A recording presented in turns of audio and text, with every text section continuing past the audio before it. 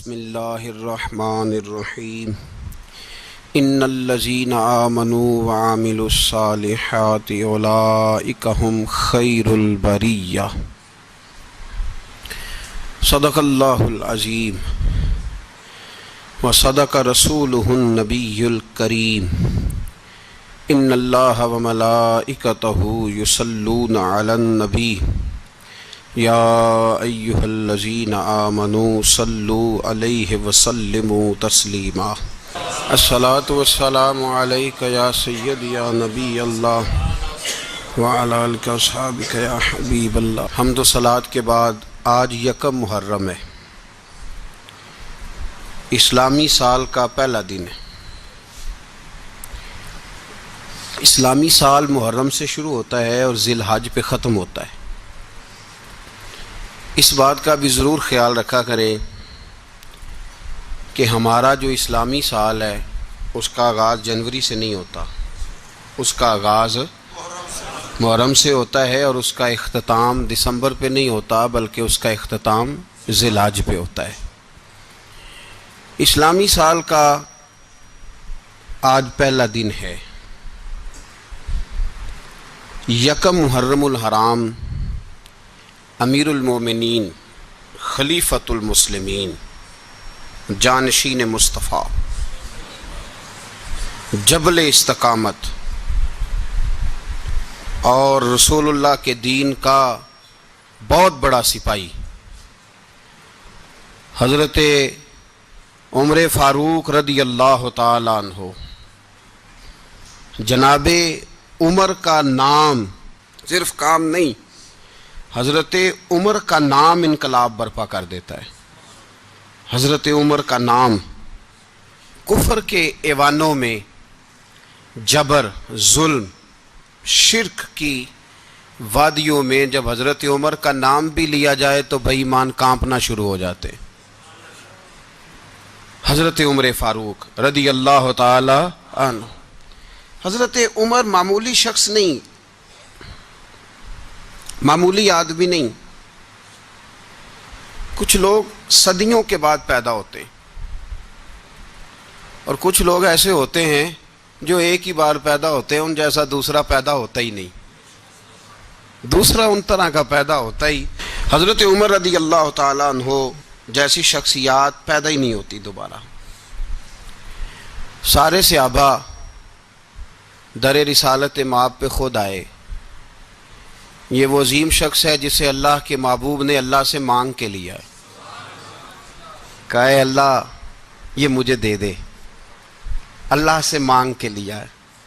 اس لیے صوفیاء کہتے ہیں کچھ مرید ہوتے ہیں کچھ مراد ہوتے ہیں، کچھ مرید ہوتے ہیں کچھ مراد ہوتے ہیں۔ مرید وہ ہوتا ہے جو چل کے آتا ہے، آ کے مرید ہوتا ہے۔ مراد وہ ہوتا ہے جسے کہا جاتا ہے کہ یہ کبھی میرا بن جائے نا، یہ کبھی آ جائے نا، میرا بن جائے، اس کو مراد کہتے ہیں۔ حضرت عمر مصطفیٰ کریم کی مراد ہیں، حضور کی مراد ہیں۔ اللہم اعز الاسلام بے اسلام عمر ابن خطاب، اے اللہ اسلام کو عزت دے دے، میرے عمر کو کلمہ پڑھنے کی توفیق عطا فرما دے۔ اور کیسے دعا مانگی؟ او یار حضرت عمر کی تو اس فضیلت کا کوئی جواب نہیں دے سکتا، میرے رسول پاک علیہ السلام سب کے لیے ہی دعا مانگتے ہیں نا، حضور کی دعا عام ہے، لیکن مصطفیٰ کریم نے کعبے کا غلاف تھام لیا اور غلاف کعبہ کو حضور نے سینے سے لپٹایا اور سینے سے چمٹا کے کہا اے اللہ میں نے تو کبھی سوال ہی زیادہ نہیں کیے، میں کرنے آیا ہوں، مجھے عمر دے دے، عمر دے دے۔ حضور نے مانگ کے لیا۔ اور پھر جب جس کو حضور مانگے اللہ سے کہ حضرت عمر رضی اللہ تعالیٰ عنہ کا آج یوم شہادت ہے، میرا تو دل کرتا تھا کہ فجر سے باتیں شروع ہوں اور سارا دن ہی عمر کی باتیں ہوتی رہیں، سارا دن جناب عمر کی باتیں، سارا دن، اس لیے کہ ذکر جناب عمر کا ہوگا پر راضی اللہ کے رسول ہوں گے صلی اللہ، تو جاگ کے بیٹھیں، خوش ہو کے بیٹھیں۔ ہمارے ہاں منایا ہی نہیں جاتا، بابے اللہ کیتا ساؤن بھادروں اسو کتا تے منڈے جنوری فروری، تو اسلامی سال بھی گیا اور وہ تاریخیں بھی ساری گئیں۔ یکم محرم امت مسلمہ کے لیے بہت بڑا دن ہے، بہت بڑا دن. یہ شہادت ہے حضرت عمر فاروق کی رضی اللہ تعالی عنہ. یہاں چھوٹی چھوٹی باتوں پہ گورنمنٹ چھٹی کرتی پھرتی ہے، چھوٹی چھوٹی باتوں. الیکشن ہو گیا تو چھٹی، فلاں جگہ پہ تھوڑا سا کسی نے خبر دے دی کہ کوئی پریشانی ہے تو چھٹی، فلاں جگہ یہ ہو گیا تو چھٹی. یہاں تک کہ فلاں وزیر صاحب فلاں علاقے میں آئیں گے تو سارے علاقے کو چھٹی. اور اب تو اس سے بڑا حال ہونے لگا ہے، اگر جن لوگوں کی سندھ میں حکومت ہے ان کے لیڈر کا دن آیا تو اس دن چھٹی، اور جن کی پنجاب میں حکومت ہے ان کا دن آیا تو چھٹی. ہمارا مطالبہ ہے حکومت پاکستان سے، اگر سر اٹھا کے جینا چاہتے ہو تو یکم محرم کو چھٹی کیا کرو. اگر سر اٹھا کے جینا چاہتے ہو تو یکم محرم کو چھٹی کرو جناب عمر کے دن. اور ملت کے جوانوں کو بتاؤ کہ اگر عزت کی زندگی جینا چاہتے ہو تو اس طرح جیو جس طرح فاروق اعظم جی کے گئے ہیں. عزت اور وقار کی زندگی. جمہوریت حضرت عمر سے سیکھنی پڑے گی، حکومت کرنے کے طریقے حضرت عمر سے. رعایا کو سیکھنا پڑے گا کہ امیر کس طرح بنایا جاتا ہے اور امیر کس طرح کے ہوتے ہیں. یہاں لوگ ہمیں یورپ کی مثالیں دیتے ہیں، لوگ یہاں ہمیں آ کر کے امریکہ کی مثالیں، انہیں کیا پتا حکومت کیا ہوتی ہے. وہ کہتے ہیں جی وہ سائیکل پہ جاتا ہے ان کا حکمران. میں نے کہا وہ سائیکل پہ جاتا ہے؟ میرے عمر فاروق مدینے سے مکے گئے تھے تو پیدل ہی حج کرنے چلے گئے، پیدل ہی. اور جناب عمر فاروق رضی اللہ تعالیٰ عنہ عید کی نماز پڑھانے گئے. عید کی نماز عمر خطبہ عید دینے گئے. اور اس زمانے میں کون سا غریب ہے جو ننگے پاؤں جاتا ہو؟ کون سا غریب ہے جو مسجد ننگے پاؤں جاتا ہو؟ لوگوں نے تو 3 قسم کی چپلیں رکھی ہوئی ہیں. ایک مسجد جانے کی علیحدہ ہے، گھر پہننے کی علیحدہ ہے، شادی بیاہ پہ جانے کی چپل علیحدہ ہے. حضرت عمر فاروق رضی اللہ تعالیٰ عنہ نکلے عید کا خطبہ دینے کے لیے تو بیوی سے کہنے لگے جوتا.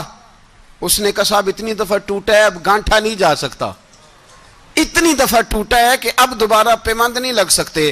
تو حضرت عمر کہنے لگے چل کوئی حرج نہیں، بغیر جوتے کے ننگے پیر ہی چلتے ہیں، کوئی حرج نہیں. تو کہنے لگے لوگ کیا کہیں گے؟ فرمایا چپ کر.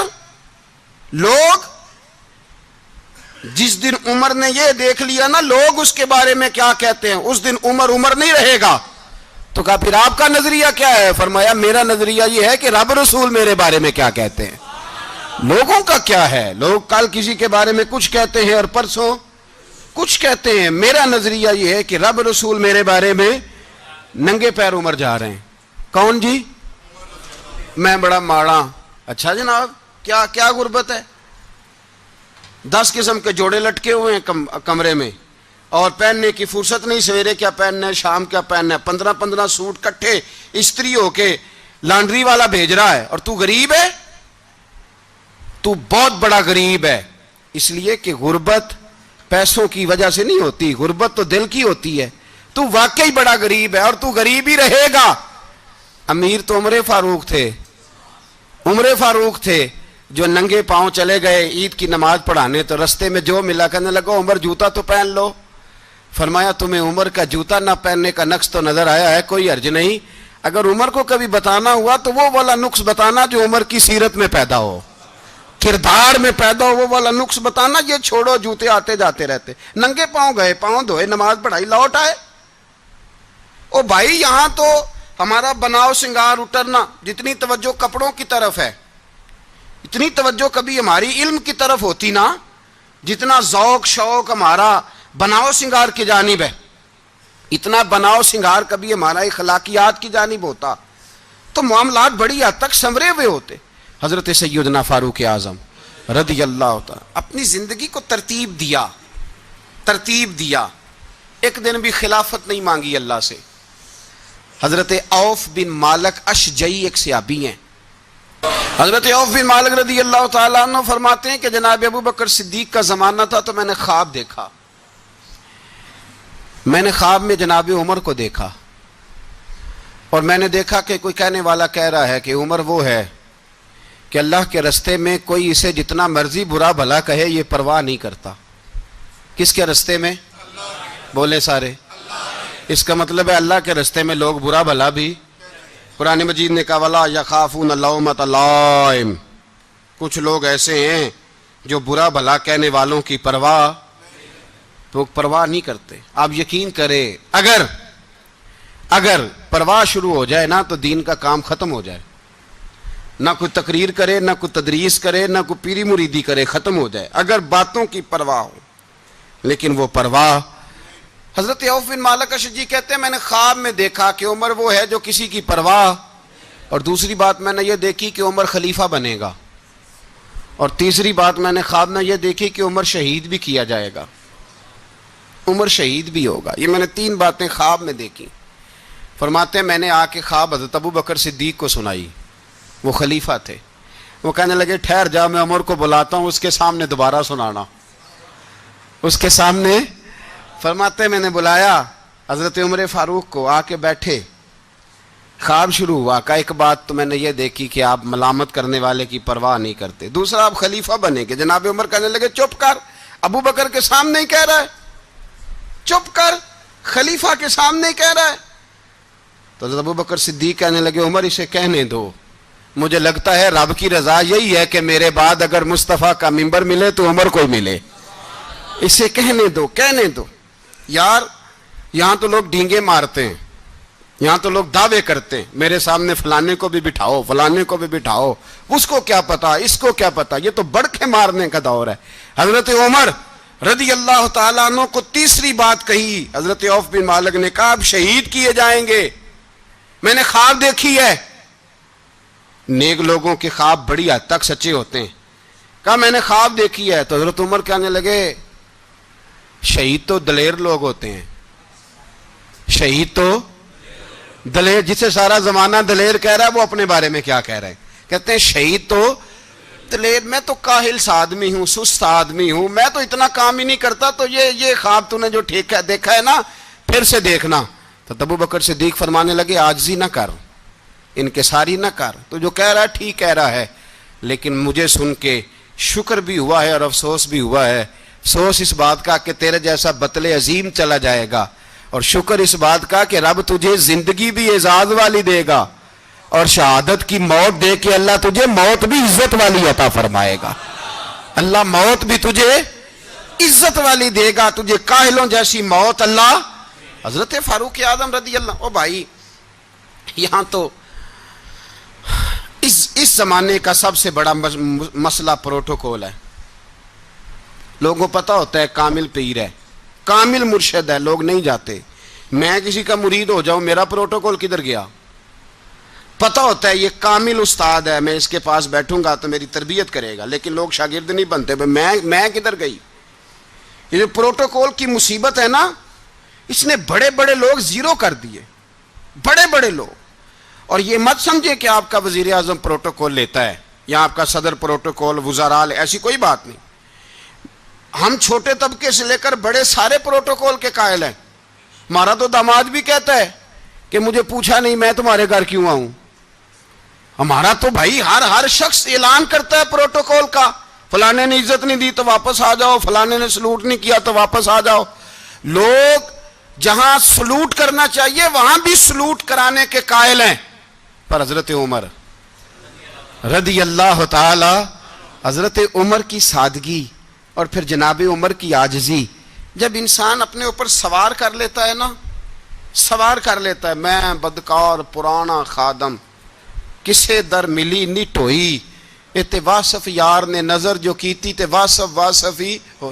میں اکثر سوچتا ہوں حضور نے جہاں بھی کہا نا، فرمایا میرے بعد نبی ہوتے تو خطاب کے بیٹے عمر ہوتے. حضور نے فرمایا عمر جس رستے سے جاتا ہے شیطان وہ رستہ بدل جاتا ہے. نبی پاک صلی اللہ علیہ وسلم نے فرمایا میرا عمر وہ ہے کہ اس کی زبان پر حق جاری ہے. حضور علیہ السلام نے فرمایا 950 سال حضرت جبریل میرے عمر کی شان بیان کریں تو ان کی عظمت ختم نہیں ہوتی. 950 سال جبریل عظمت بیان کرے تو ختم نہیں ہوتی. یہ بات ہے حضرت عمر کی. اور فرمایا عمر ابو بکر کی نیکیوں میں سے ایک نیکی ہے. یہ شان ہے اب عمر فاروق رضی اللہ تعالیٰ عنہ کی. حضور نے فرمایا میرے بعد نبی ہوتے تو عمر ہوتے. جس گلی سے عمر آئے شیطان رستہ بدل جائے. میرے عمر فاروق کی شان 950 سال بیان ہو تو ختم نہ ہو. عمر کی زبان پر اللہ حق بیان کرتا ہے، جو عمر کہتا ہے وہی رب کر دیتا ہے۔ حضور ساری زندگی فضیلتیں بیان کرتے رہے، عمر جواب میں کیا کہتے ہیں؟ کوئی بتائے نا کہ یہ والی حدیثیں کبھی عمر نے بھی روایت کی ہوں کہ حضور نے میرے بارے میں یہ کہا ہے۔ یہ روایتیں وہ روایت نہیں کرتے، ان سے جب لوگ کہتے عمر تیری بڑی بات ہے تو عمر رو پڑتے، کہتے میں تو اونٹ چرانے والے باپ کا بیٹا ہوں، میں تو اونٹ چرانے والے باپ کا بیٹا، اونٹ چرا۔ اس سے آگے عمر گئے ہی نہیں ساری زندگی، اس سے آگے لفظ ہی نہیں ادا کی۔ اور میں تو بھائی اونٹ چرانے والا، میرا باپ تو اونٹ چرایا کرتا تھا، 10 اونٹ تھے، میری ڈیوٹی ہوتی تھی، سنبھالے نہیں جاتے تھے، ابا ڈنڈوں سے مارتا تھا۔ ساری زندگی عمر حج کرنے گئے، ایک خشک تنا کھجور کا عمر فاروق رضی اللہ تعالیٰ عنہ نے اس کو اپنے کلاوے میں لیا، رونے لگے۔ لوگوں نے کہا عمر کیا ہوا؟ فرمانے لگے یہاں میں اونٹ چرایا کرتا تھا، یہاں میں اونٹ چراتا تھا، 10 اونٹ سنبھالے نہیں جاتے تھے۔ دیکھو رسول اللہ کی شان، آج ساری امت چلانے کا طریقہ عطا فرما دیا ہے، ساری نظریے سے پیار۔ یار پیسہ کس کو برا لگتا ہے؟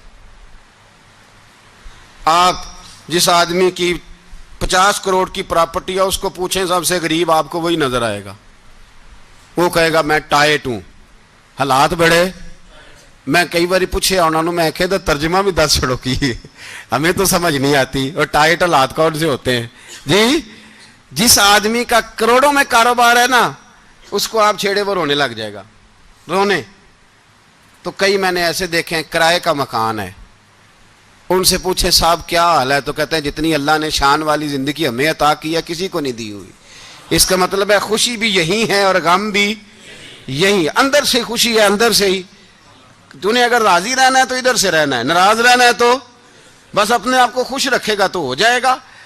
سارے صحابہ مل کے آئے، کہنے لگے عمر فاروق سے کہنا ہے نبی پاک کے زمانے میں تو ظاہراً غربت تھی، ابو بکر کے دور میں بھی غربت تھی، اب تو بڑا محال ہے،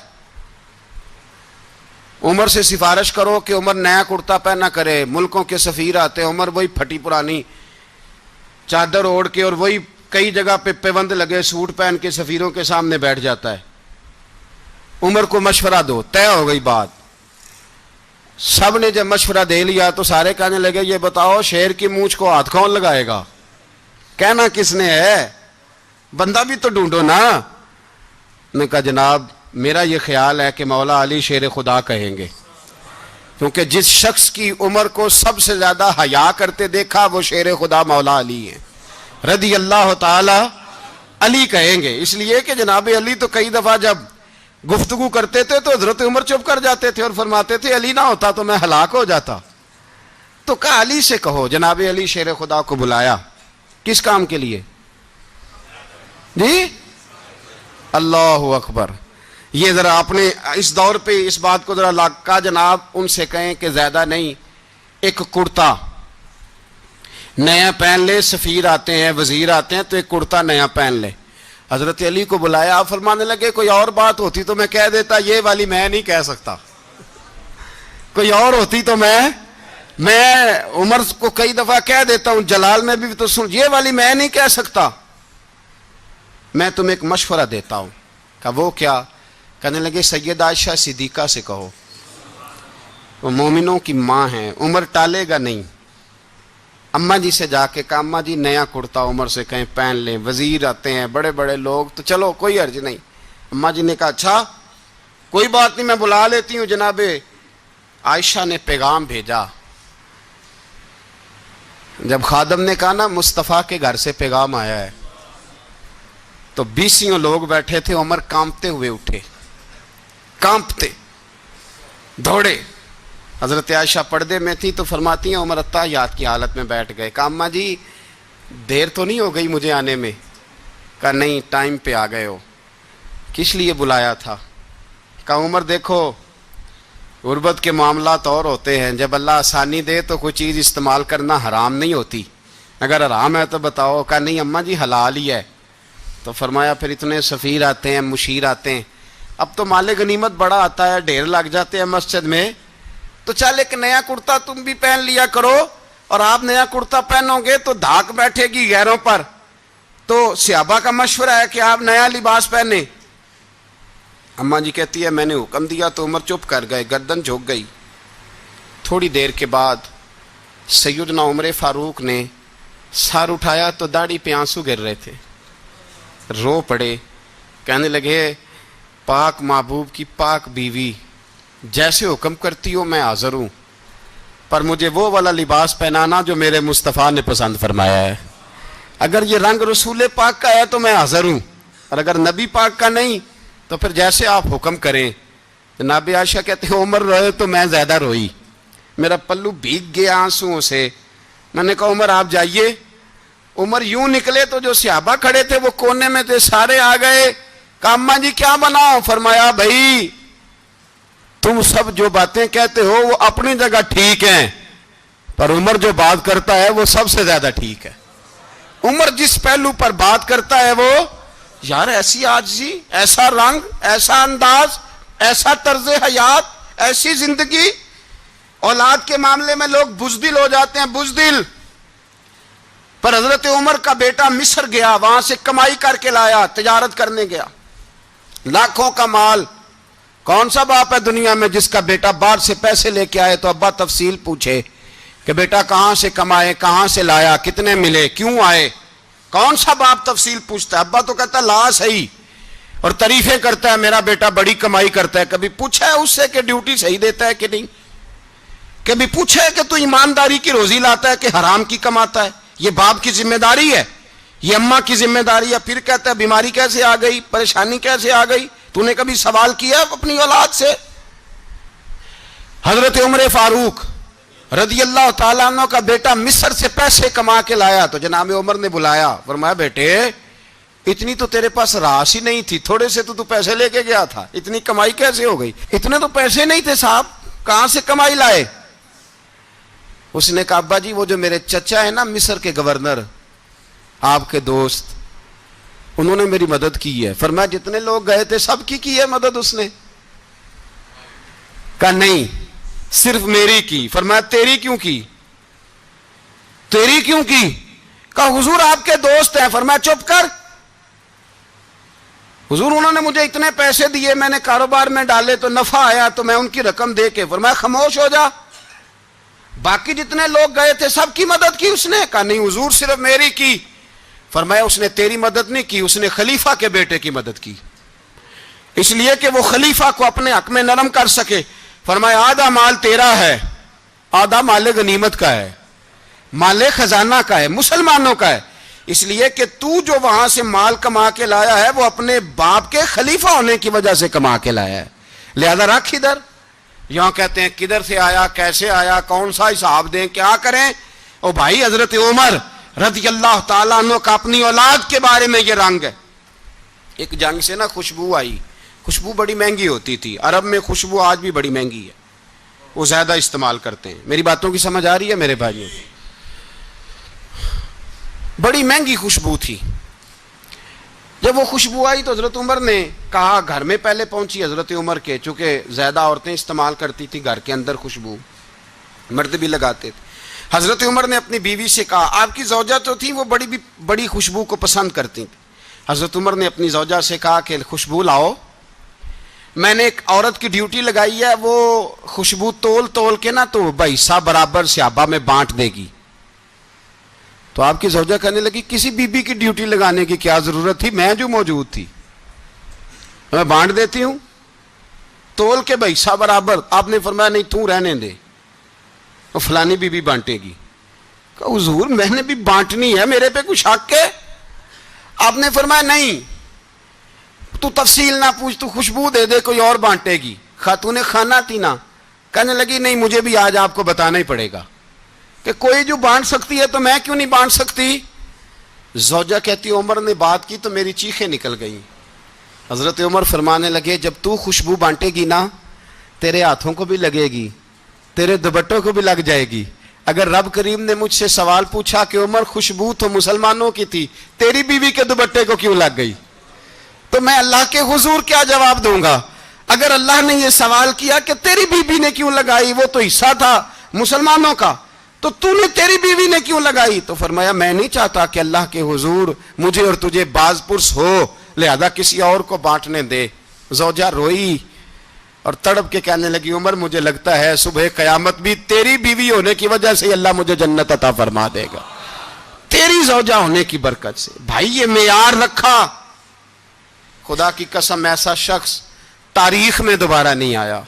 اتنا بڑا آدمی، اتنا بڑا شخص، اتنا بڑا آدمی، اور پھر رنگ یہ ہے کہ عمر 22 لاکھ مربع میل کا حکمران، 22 لاکھ، اور کھجور کے درخت کے نیچے مٹی کا ڈھیلا لے کے سو گئے ہیں، پرواہ کوئی نہیں، کوئی مسئلہ ہی نہیں۔ 2 غلام ساتھ بیٹھے تو ایک روٹی حضرت عمر نے گھر سے منگوائی، تھوڑا سا سرکہ، تو غلام کہنے لگے ہم نے بھی کھانی ہے۔ فرمایا کوئی حرج نہیں، روٹی کو پیٹ بھر کے کھانا ضروری تو نہیں، 3 حصوں میں بانٹ لیتے ہیں۔ ایک آدمی آیا ہوا تھا مصر کا رہنے والا ملنے کے لیے، اس نے پوچھا عمر کدھر ہے؟ تو کہا وہ ادھر جاؤ مسجد میں بیٹھے ہوں گے، اور واپس آیا تو کہنے لگا وہاں تو 3 غلام بیٹھے ہیں، ایک روٹی بانٹ کے کھا رہے ہیں، لگتا ہے کئی دنوں سے روٹی نہیں ملی۔ کہا 3 غلام تو کوئی نہیں، وہاں 2 ہی تھے، تیسرے تو امیر المومنین تھے۔ اس نے کہا نہیں نہیں 3 غلام ہیں، کپڑے بھی ایک طرح کے پہنے ہوئے ہیں، بلکہ 2 کے تو پھر صحیح ہیں، تیسرے کے تو زیادہ ماڑے ہیں، کپڑے بھی ایک طرح کے، کھانا پینا بھی ایک طرح کا، اور ان کا نشست برخاست بھی ایک طرح کی ہے، لہذا کوئی فرق نہیں۔ حضرت ابو ہریرہ کہتے ہیں میں لے کے آیا، اور جناب عمر کو جب میں نے کچی زمین میں تامت سمیٹ بیٹھے دیکھا تو میں رو پڑا۔ میں نے اس مصر سے آنے والے کو کہا تو اس کے جلوے دیکھ، اگر اس کی ذات میں اتنا حسن ہے تو محمد عربی کا مقام کیا ہوگا؟ یہ مقام غور ہے، مقام غور۔ 10 محرم کو لوگ دیگے پکائیں گے نا؟ نہیں پکانی ہے؟ کوئی بول دے نہیں، ہاں نہ نہیں کر دے، پروگرام بدلیا تو نہیں دی عید کی کہ وہی کام شروع ہوا ہے، لات ٹائٹ ہونے والا۔ کیوں جی پکنی ہے نا دیکھیں 10 محرم کو انشاءاللہ تعالی، ہم بھی پکائیں گے انشاءاللہ، یہاں بھی پروگرام ہوگا۔ تو 10 محرم کو جو دیگ پکنی ہے تو ایسا نہیں ہو سکتا کہ 1 محرم کو حضرت عمر کے نام کی بھی کوئی پک جائے۔ اگر امام حسن حسین کے نام کی دیگیں پکے تو جو امام حسن حسین سے پیار کرنے والے ہیں، جو امام حسن حسین سے، ہم لوگوں نے بھی عجیب رٹا اپنایا ہے نا، ہم لوگ بات کا ایک پہلو دیکھتے ہیں دوسرا نہیں دیکھتے۔ حضرت امام حسن اور حسین کو بھی نبی پاک نے شہید کہا، اور جناب عمر کو بھی رسول اللہ نے خود شہید فرمایا، فرمایا شہید ہے، خود فرمایا اپنی زبان سے کہ یہ شہید ہے، خود میرا عمر شہید ہے۔ تو ان کے نام کی دیگ نہیں پکنی چاہیے، اس طرف نہیں ہماری توجہ ہونی چاہیے۔ اور اہل بیت نبو، یہ بات میں پہلے بھی کرتا ہوں آج پھر کرنا ضروری سمجھتا ہوں، اہل بیت کا پیار، سن لو کان کھول کے، اہل بیت کا پیار اگر ہمیں کسی نے سکھایا ہے تو سیدنا عمر فاروق نے سکھایا ہے۔ اہل بیت نبوت کی محبت اگر کسی نے سکھائی ہے تو کس نے سکھائی ہے؟ بول کے بتائیے، حضرت عمر نے۔ اہل بیت کا پیار ہمیں حضرت عمر نے بول کر کے سکھایا ہے۔ بھائی یاد رکھیں، کسی کی طاقت نہیں تھی دم مارنے کی حضرت عمر کے سامنے، طاقت ہی نہیں تھی، کیسر و کسرا کانپ جاتے تھے، جرأت ہی نہیں کرتے تھے حضرت۔ اور ہمارے تو تعلقات بڑے ہیں نا غیروں سے۔ حضرت ابو موسیٰ اشعری رضی اللہ تعالیٰ عنہ فرماتے ہیں میرا منشی سائی تھا، وہ کاتب کہتے تھے وہ لوگ، میرا حساب کتاب عیسائی تھا۔ تو فرماتے ہیں ایک دن میں نے وہ سارا حساب کتاب لین دین کے حضرت عمر کو دکھائے تو فرمانے لگے جس نے لکھے ہیں اس کو بلاؤ۔ کہنے لگے حضور مسجد نہیں آ سکتا۔ کیوں نہیں آ سکتا؟ کہنے لگے وہ عیسائی ہے۔ کہتے ہیں حضرت عمر جلال میں آ گئے، آپ فرمانے لگے جنہیں رب دور کرتا ہے تم کیوں قریب کرتے ہو؟ جنہیں اللہ دور کرتا ہے۔ فرمایا تم غیروں کو اگر عہدے دو گے تو اپنوں کا کیا بنے گا؟ اگر تم غیروں کو عہدے دو گے تو اپنوں کا، یہ سوچ ہے جو آج برما کے مسلمانوں کے لیے بھی ضروری ہے۔ کہا اگر تم غیروں کو عہدے دو گے تو اپنوں کا۔ ہم نے غیروں کو عہدے دیے تو دیکھا نا اپنے کس طرح کاٹے جا رہے ہیں۔ غیروں کو جو عہدے دے دیے یارانے سارے غیروں سے، روز دعویٰ ہوتا ہے چین ہمارا سجن ہے، چین ہمارا دوست ہے۔ او بھائی دوست ہے تو اس سے کہو نا کہ برما تو تمہاری ایک چھوٹی سی ریاست ہے، چین کے بغیر تو وہ سانس بھی نہیں لے سکتا، اس کو کہو نا اس حکومت پہ دباؤ ڈالے۔ لیکن ہم لوگوں نے غیروں کو عہدے دیے تو اپنے پس گئے۔ حضرت عمر کہتے تھے ذمی کا ہم ادب کریں گے، ذمی کافر کا ہم، ایسا کافر جو مسلمان ریاست کو قبول کرے، بدامنی نہ پھیلائے۔ ایک آدمی کو آپ نے دیکھا آنکھوں سے نابینا ہے اور بھیک مانگ رہا ہے. تو حضرت عمر کو نظر آ گیا. فرمایا کون ہو؟ اس نے کہا میں یہودی ہوں. فرمایا بھیک کیوں مانگتے ہو؟ کہا جب تک تندرست تھا مسلمانوں کو جزیہ دیتا تھا, بوڑھا ہو گیا ہوں کیا کروں. حضرت عمر نے گھوڑے کی پشت پہ بٹھایا, کافر کو گھوڑے کی پشت پہ بٹھایا اور بٹھا کے مدینے لائے. حضرت علی شیر خدا وزیر خزانہ تھے. فرمایا علی اس کا وظیفہ جاری کرو. کہا یہ کون ہے؟ فرمایا یہ یہودی ہے لیکن یہ ہمیں جزیہ دیتا رہا, بوڑھا ہو گیا بیچارہ, بھیک مانگنے پہ مجبور ہے, ہماری حکومت کے اندر رہتا ہے, اس کا پورا وظیفہ جتنا خرچہ اتنا وظیفہ لگاؤ. حضرت علی کہتے ہیں میں وظیفہ لگا رہا تھا اور وہ میرے نبی کا کلمہ پڑھ رہا تھا, وہ رسول اللہ کا کلمہ پڑھ رہا تھا. یہ مزاج, یہ نہیں کہ کافر. حضرت عمر نے گورنروں کو خط لکھے تھے کہ زبردستی کسی کو مسلمان نہیں کرنا, جہاں ان کی عبادت گاہیں بنی ہو گرانی نہیں, کوئی مندر کوئی گرجا ضائع نہیں کرنا. اسلام سب کو جینے کا موقع دیتا ہے, پر بے ایمانو ظالموں بدذاتوں تمہیں یہ کہتا ہے کہ ہم تمہیں جینے کا موقع دیتے, تم بھی مسلمانوں کو جینے کا موقع دو. یہ جہاں بستے ہیں جہاں رہتے ہیں انہیں وہاں جینے کا موقع دو, انہیں بھی اللہ اکبر کہنے کا موقع دو, انہیں بھی قرآن پڑھنے کا موقع دو, انہیں بھی رسول اللہ پر درود پڑھنے کا موقع دو.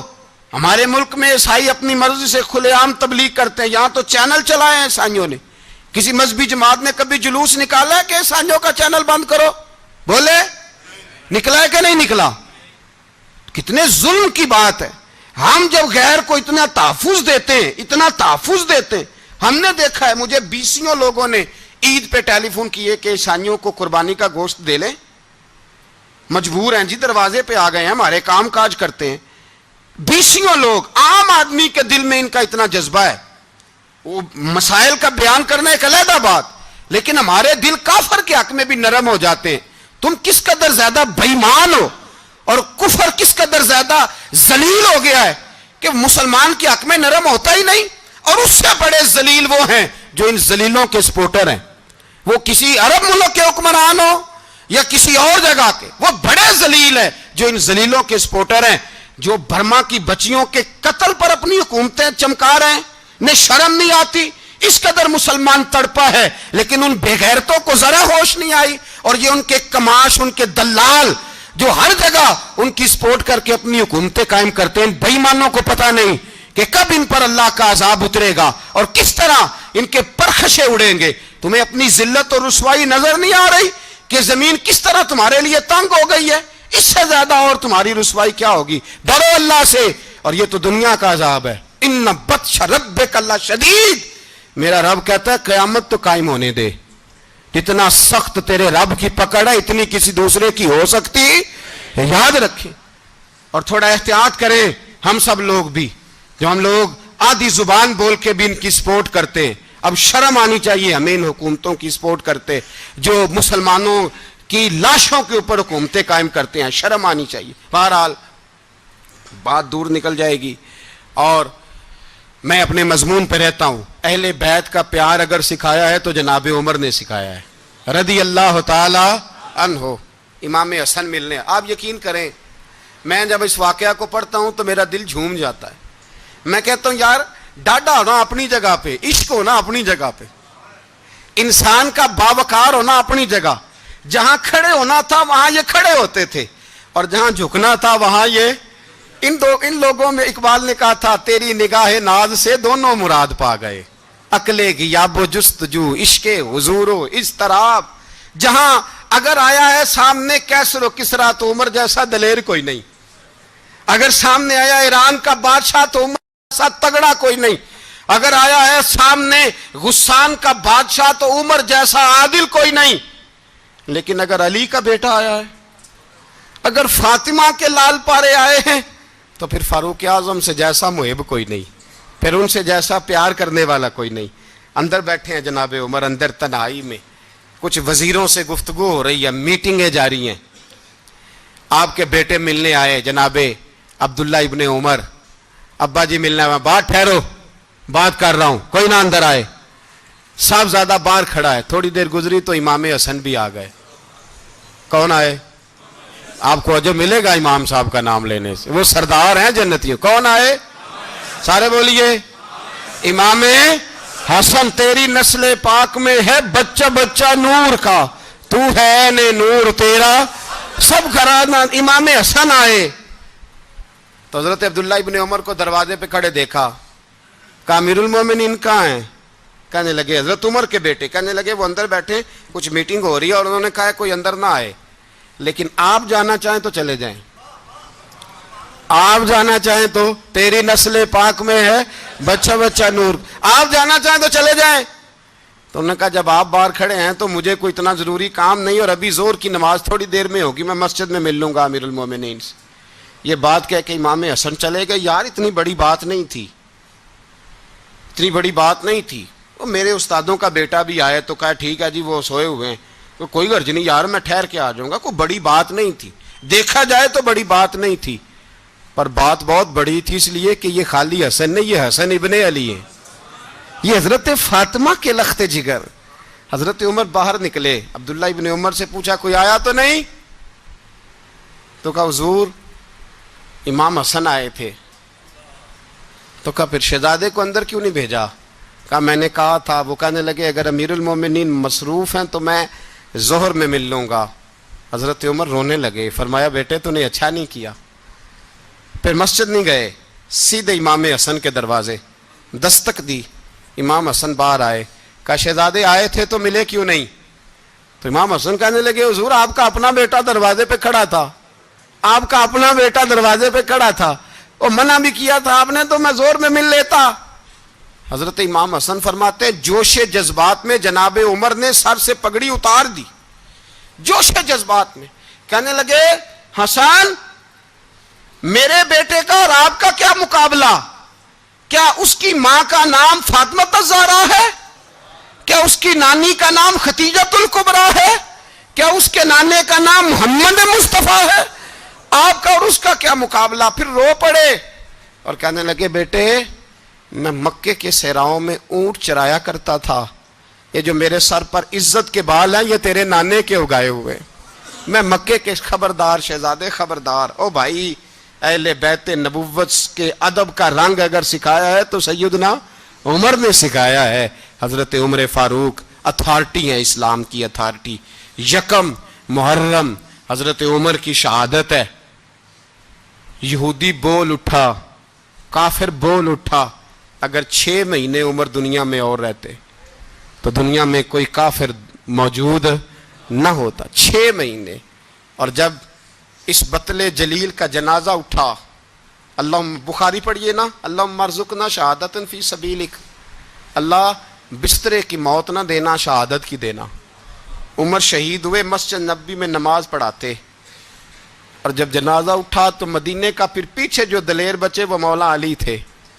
مولا علی, جناب عمر کا جنازہ اٹھا تو سب سے پہلی ہائے جو نکلی وہ حضرت علی کی زبان سے نکلی, اور حضرت علی کی ساری داڑھی آنسوؤں سے بھر گئی. لوگوں نے کہا کہ علی کیا ہوا؟ فرمانے لگے تم دیکھ نہیں رہے جنازہ کس کا اٹھا ہے, پلٹ کے دیکھو تو صحیح, تم پتہ نہیں یہ کون گیا ہے. کہ حضور کیا ہوا؟ آپ فرمانے لگے عمر اس طرح کے کام کر کے گیا ہے, اب ان کے رستوں پہ کون چلے گا؟ کون اس کے جگر راہ وفا میں نقش ایسے چھوڑ آیا ہوں, میں جس منزل سے گزرا ہوں وہ اب تک یاد کرتی ہے. حضرت علی حضرت عمر کے جنازے پہ کھڑے ہو کے کہتے ہیں اللہ مجھے اس طرح کے عمل کرنے کی توفیق دے جس طرح کے عمر کر کے گیا. میرے بھائی بطل عزیز, بطل حریت حضرت عمر رضی اللہ تعالیٰ عنہ, جو اپنی زندگی انقلاب والی گزار کے گئے. عمر جب دنیا سے گئے تو 80 دینار کا قرضہ تھا, 22 لاکھ مربع میل کا حکمران, اور اپنے بیٹے سے کہنے لگے بیٹے کوشش کرنا تیرے خاندان والے مل کے میرا قرضہ اتار دے, میری قبر پہ بوجھ نہ رہے, اور اگر خاندان والے مدد نہ کریں تو میرے دوستوں سے بات کرنا, وہ مدد نہ کریں تو پھر علی سے بات کرنا. ان کا پیار آپس میں اتنا, اور تو اختلاف ثابت کر رہا. 80 دینار کا قرضہ چھوڑ کر حضرت عمر دنیا سے گئے, اور جاتی دفعہ کہہ گئے میرے بعد میرے بچوں کو حکومت کے مشورے میں بھی شامل نہ کرنا, حکومت کے مشورے میں بھی میری اولاد شامل نہ ہو. اتنا بڑا شخص اتنا بڑا رنگ دے کے یکم محرم کو جب عمر فاروق کا وصال ہوا تو بیٹے سے کہنے لگے اماں عائشہ سے جا کے کہو میرا بھی نبی پاک کے روزے میں دفن ہونے کو دل کرتا ہے۔ ایک قبر کی جگہ ہے، اماں جی نے اپنے لیے رکھی ہے، بخاری ہے بخاری۔ حضرت عائشہ کے پاس صاحبزادے گئے، کہنے لگے اماں جی عمر کو زخم لگ گیا ہے، حالت بڑی پریشانی والی ہے۔ وہ کہتے ہیں اگر اماں اجازت دیں، سید عائشہ رو پڑی، فرمانے لگی کہ وہ اپنی قبر کی جگہ تو نہیں نہ کسی کو دیتا، پر عمر نے کمال ہی بڑا کیا، اسے کہو جاؤ گنبد خضرا میں قیامت تک جو مصطفیٰ پہ اور ابو بکر پہ سلام پڑے گا وہ تجھ پہ بھی سلام پڑھ کے جائے گا، جاؤ میں نے جگہ دی۔ اعلیٰ حضرت فاضل بریلوی رحمۃ اللہ علیہ فرماتے ہیں وہ عمر جس کے آدھا پہ شیدہ شکر، اس خدا دوست حضرت پہ لاکھوں سلام، اس خدا دوست حضرت پہ۔ آپ یقین کریں ممبر پہ بیٹھا ہوں، حضرت عمر کا جب نام لیتا ہوں تو میرے وجود کے رونگٹے کھڑے ہو جاتے ہیں۔ حضرت عمر کی زندگی جب پڑھتا ہوں تو لگتا ہے خدایا ایسے شخص بھی دنیا میں آئے، ایسے لوگ بھی دنیا میں ہو کر گزرے، ایسا شخص بھی آیا جس نے دنیا ساری اسلام کی گرویدہ کر دی، اور وقت آیا تو چرواہوں سے معافیاں مانگ مانگ کے کہا کہ دیکھنا عمر کے بارے میں دل میں بات کوئی نہ رکھنا۔